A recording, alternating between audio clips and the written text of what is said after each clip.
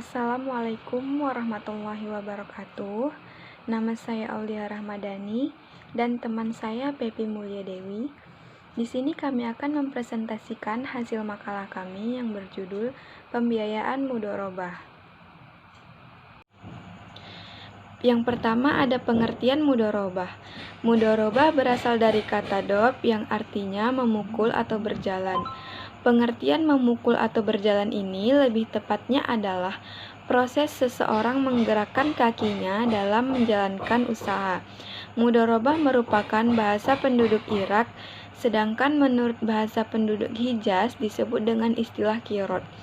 Mudharabah adalah bentuk kerjasama antara dua atau lebih pihak di mana pemilik modal atau sohibul mal mempercayakan sejumlah modal kepada pengelola atau mudharib dengan suatu perjanjian pembagian keuntungan.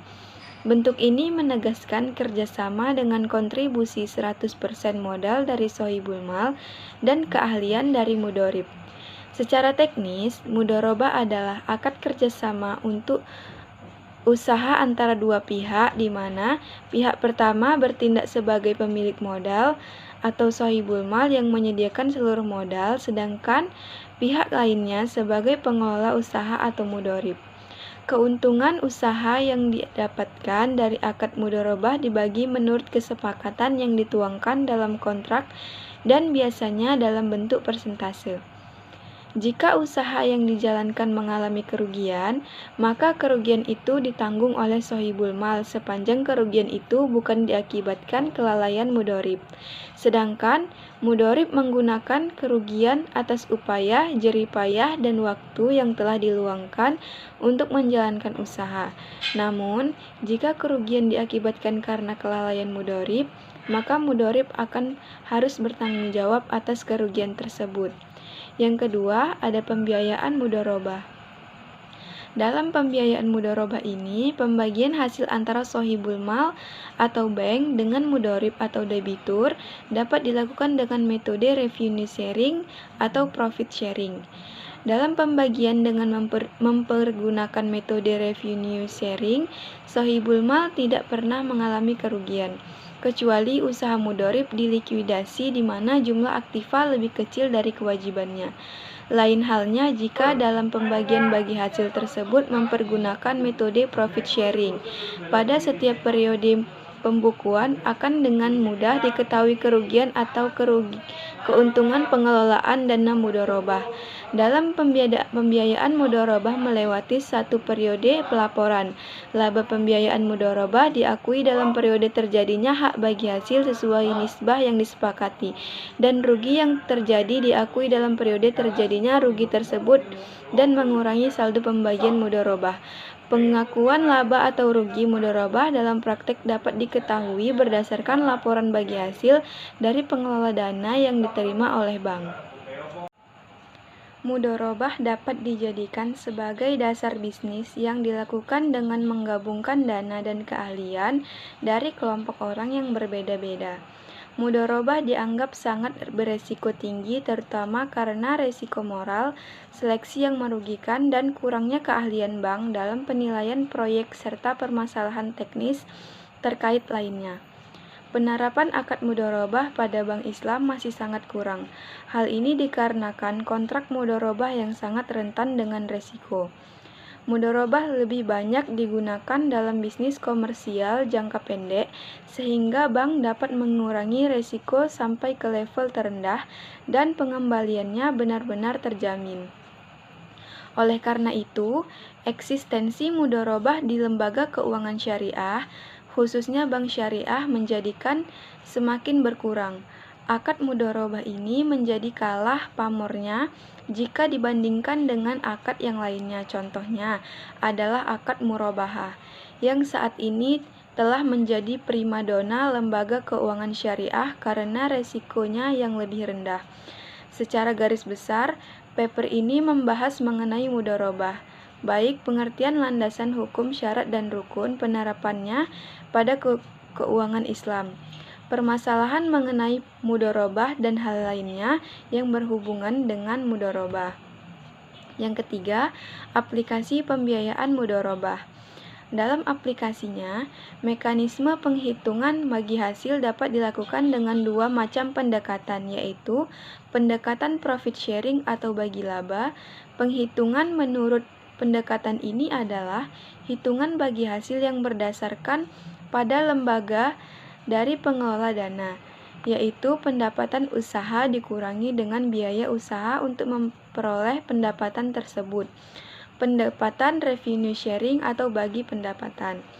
Penghitungan menurut pendekatan ini adalah perhitungan laba didasarkan pada pendapatan yang diperoleh dari pengelola dana, yaitu pendapatan usaha sebelum dikurangi dengan biaya usaha untuk memperoleh pendapatan tersebut. Mudharabah biasanya diterapkan pada produk-produk pembiayaan dan pendanaan. Pada sisi penghimpunan dana, mudharabah diterapkan pada yang pertama, tabungan berjangka, yaitu tabungan yang dimaksudkan untuk tujuan khusus seperti tabungan haji, tabungan kurban, dan sebagainya. Yang kedua, deposito spesial atau special investment, di mana dana yang dititipkan nasabah khusus untuk bisnis tertentu, misalnya murabahah saja atau ijarah saja. Adapun pada sisi pembiayaan, mudharabah diterapkan untuk yang pertama, pembiayaan modal kerja, seperti modal kerja perdagangan dan jasa.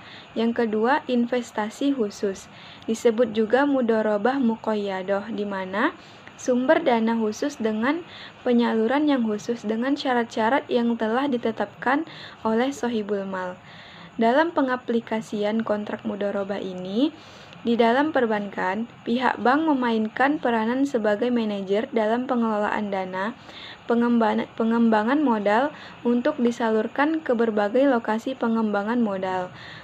Pengelolaan modal dalam perbankan teraplikasikan ketika pihak bank menerima berbagai dana titipan dan simpanan yang ada untuk disalurkan ke berbagai usaha pengembangan modal yang bermacam-macam.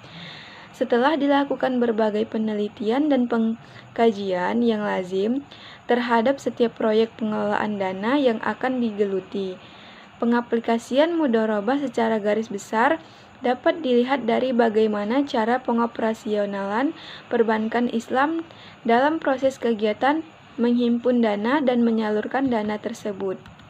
Yang pertama, penghimpunan dana. Dalam kegiatan penghimpunan dana ini, biasanya berupa tabungan deposito dengan berasaskan prinsip mudharabah. Dalam hal ini, bank dan nasabah membuat kesepakatan awal yang dibuat bukan berdasarkan atas prinsip bunga, melainkan atas proporsi bagi hasil atas pengembangan saldo rata-rata dan tabungan deposito nasabah. Bank akan menerima deposito dalam berbagai bentuk dari masyarakat yang berdasarkan prinsip mudharabah dan akan membagi hasil atau kerugian bersama mereka dengan kesepakatan tertentu yang telah disetujui. Yang kedua, penyaluran dana.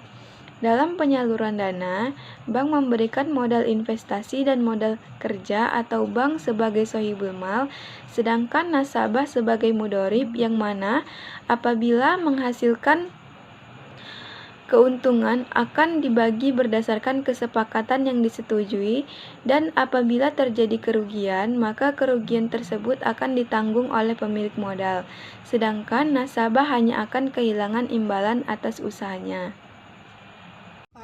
Penetapan nisbah mudharabah. Prinsip bagi hasil. Penentuan besarnya risiko bagi hasil dibuat pada waktu akad dengan pedoman pada kemungkinan untuk dapat rugi.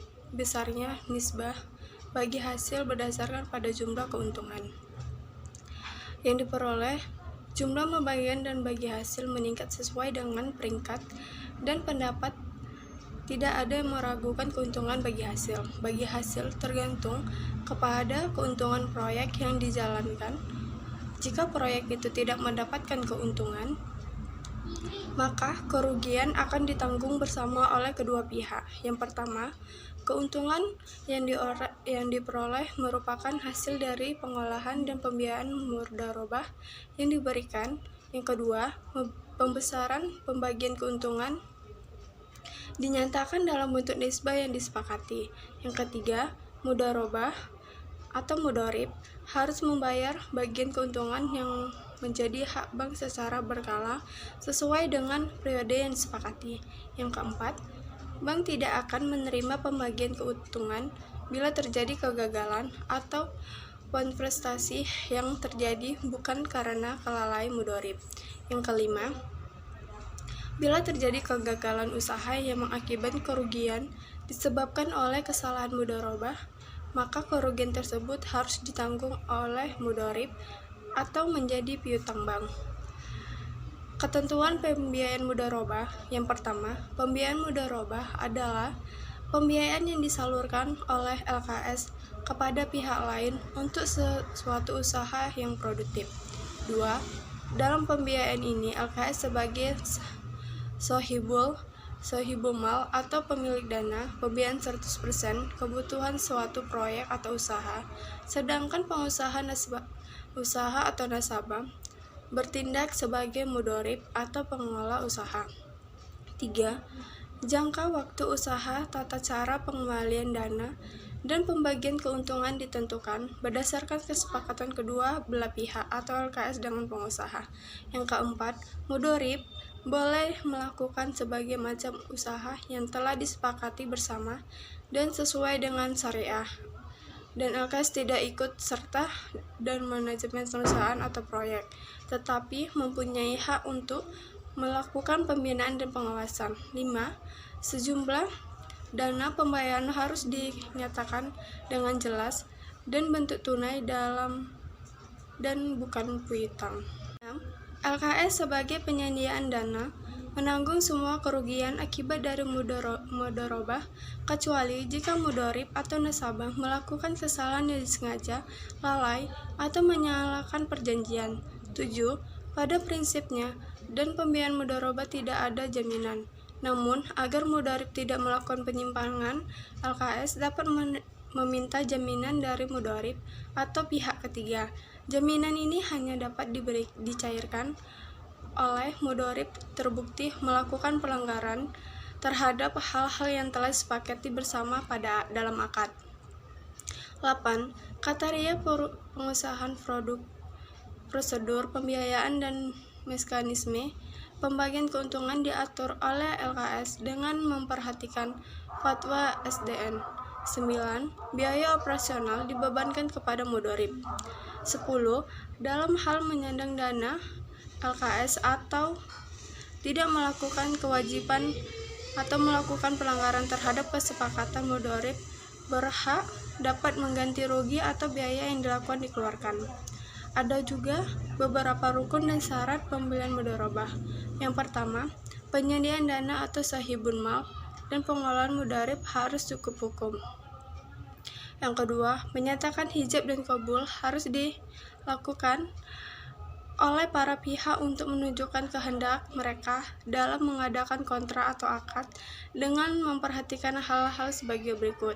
Yang pertama, penawaran dan penerimaan harus secara eksplisit menunjukkan tujuan kontrak atau akad. Yang kedua, menerima akad dituangkan secara tulis melalui korespondensi atau dengan menggunakan cara-cara komunikasi modern. Yang ketiga, modal ialah sejumlah uang dan atau aset yang diberikan oleh penyediaan dana kepada mudharib untuk tujuan usaha dengan syariat sebagai berikut. Yang pertama, modal harus diketahui jumlah dan jenisnya. Yang kedua, modal dapat berbentuk uang atau barang yang dinilai. Jika modal diberikan dalam bentuk aset, maka aset tersebut harus dinilai pada waktu akad. Yang ketiga, modal tidak dapat berbentuk piutang dan harus dibayar pada mudharib, baik secara bertahap maupun tidak, sesuai dengan kesepakatan akad tersebut. 4. Keuntungan mudharabah adalah jumlah yang didapat sebagai kelebihan dari modal. Syarat keuntungan berikut ini harus dipahami. Yang pertama, harus dipertentukan bagi kedua pihak dan tidak boleh disyariatkan hanya untuk satu pihak saja. Yang kedua, bagian keuntungan proporsional bagi setiap pihak harus diketahui dan dinyatakan oleh waktu kontrak disepakati dan harus dalam bentuk profesional atau nisbah. Dari keuntungan sesuai kesepakatan, perubahan nisbah harus berdasarkan kesepakatan. Yang ketiga, penyediaan dana menanggung semua kerugian akibat dari mudharabah dan pengolahan tidak boleh menanggung kerugian apapun, kecuali diakibatkan dari kesalahan disengaja, kelalaian, atau pelanggaran kesepakat. Yang kelima, kegiatan usaha oleh pengelola atau mudharib sebagai pertimbangan atau muqabil modal dapat disediakan oleh penyediaan dana. Harus perhatikan hal-hal berikut. Yang pertama, kegiatan usaha adalah hak eksklusif mudharib tanpa campur tangan penyediaan dana, tetapi ia mempunyai hak untuk melakukan pengawasan. Yang kedua, penyediaan dana tidak boleh mempersempit tindakan pengolahan dan sedemikian rupa yang dapat menghilangkan tercapainya tujuan mudharabah, yaitu keuntungan. Yang ketiga, pengolahan tidak boleh menyalahkan hukum syariat Islam dan tindakannya yang berhubungan dengan mudharabah, dan harus mematuhi kebiasaan yang dilakukan dalam aktivitas itu. Ketentuan lain, yang pertama, mudharabah boleh dibatasi pada periode tertentu. Yang kedua, kontrak tidak boleh dikaitkan atau mualak dengan sebuah kejadian di masa depan yang belum terjadi. Yang ketiga, pada dasarnya dalam mudharabah tidak ada ganti rugi, karena pada dasarnya akad ini bersifat amanah atau ya al-manah, kecuali akibat dari kesalahan disengaja, kelalaian, atau pelanggaran kesepakatan. Sekian dari hasil presentasi kami. Jika ada yang kurang, kami mohon maaf. Kami tutup dengan wassalamualaikum warahmatullahi wabarakatuh.